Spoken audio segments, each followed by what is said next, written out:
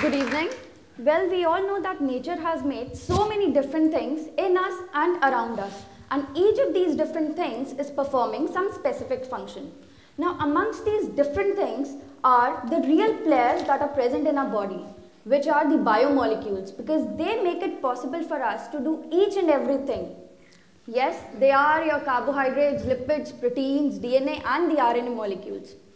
Now, we all would have definitely heard about two protein molecules, hemoglobin and insulin. Hemoglobin carries oxygen and insulin takes care of the level of glucose in our bodies. Now, just imagine what would happen if you ask your hemoglobin and insulin to exchange their jobs. Well, the answer is simple, we'll collapse. But the question is why?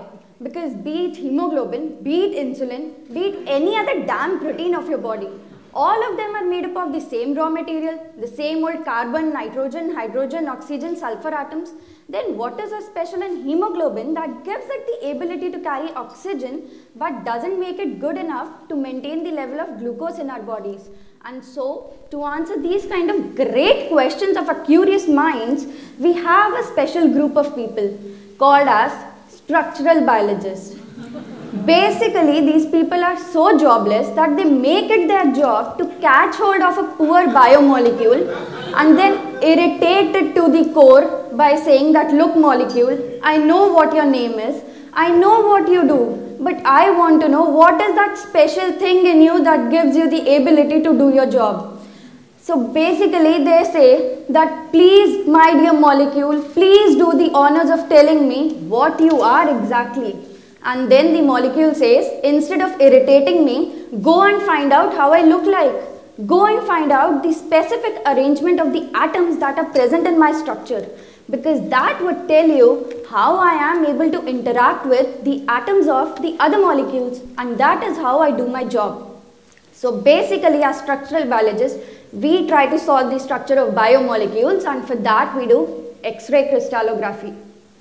Now you all would be knowing that as biologists, we have microscopes to look at small objects, wherein when we throw light on this, when we throw visible light on this small object, it scatters this light, which if we collect and pass through a lens, then we get to see an enlarged image of our object. But when it comes to looking at the atoms, then this microscope fails, because the atoms are just 10 to the power of minus 10 meters in size. And so these visible light rays are actually a bit mild to look at these atoms. And so we need something really powerful, which is X-rays. So now basically, and there is a problem with using these X-rays. And the problem is that we can't use these lenses with these X-rays to get a magnified image of our object. So we can collect all these scattered X-rays on an X-ray film.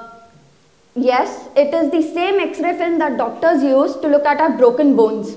So basically, I'll have my sample that is going to have my biomolecule. When I'll throw X-rays onto it, the sample is going to scatter these X-rays, and which I can happily collect on an X-ray film.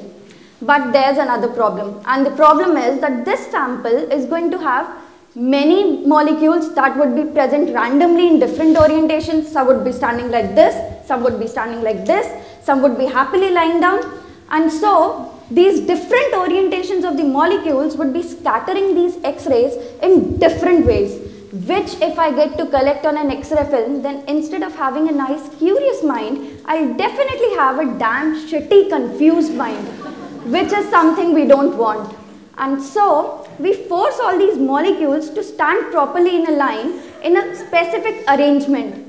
And now, the scattered X-rays that we'll get from this kind of an arrangement of molecules, when I'll collect these rays on the X-ray film, then I'll get to see a nice, beautiful, artistic pattern of light and dark spots. And because each of these spots is a huge storehouse of information, I can do some maths, some physics, and some computers to get a nice map of the electrons that are present in the molecule. And yeah, some more computers is required to get a map of the atoms that are present in the molecule. And so finally, I'm done, because now I'll get a nice, beautiful structure of the molecule in which I would be knowing the position of each and every atom. So now, I would like to tell you what I'm trying to do in my PhD. Well, I'll have to tell you that. So, what if I buy a bike today? Definitely after 5-6 years, it would have been damaged, it would have been gone through some wear and tear, and so I would be throwing it away. The same is true with the cells of our body.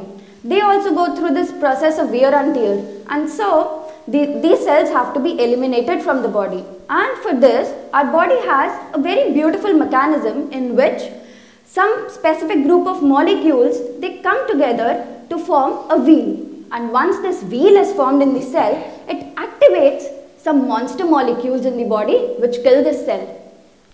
Now I am trying to solve the structure of this wheel. But the question is, what would anyone gain in knowing the structure of this wheel? Apart from me, because at least I would be getting a nice PhD degree with some 2-3 good publications. Well, the specific arrangement of atoms of this wheel is going to tell us how these different molecules actually come together to form this wheel and how these are able to activate the monsters in the cell. This means that we will get an information of the whole mechanism of the cell death. But again I have a question. What's the big deal? So what even if I get to know about all this? Well, we all have heard about cancers. We all know about Alzheimer's, Parkinson's, schizophrenia. In case of cancers, the problem is that the cell is not dying. It just keeps on dividing and dividing and dividing. And ultimately it forms a big lump in the body that is the root cause of each and every problem in cancer patients. In case of Alzheimer's or Parkinson's, the problem is that suddenly your brain cells start dying. And so we suffer from problems like memory loss and all. So if we actually have the information of each and every thing that is happening in each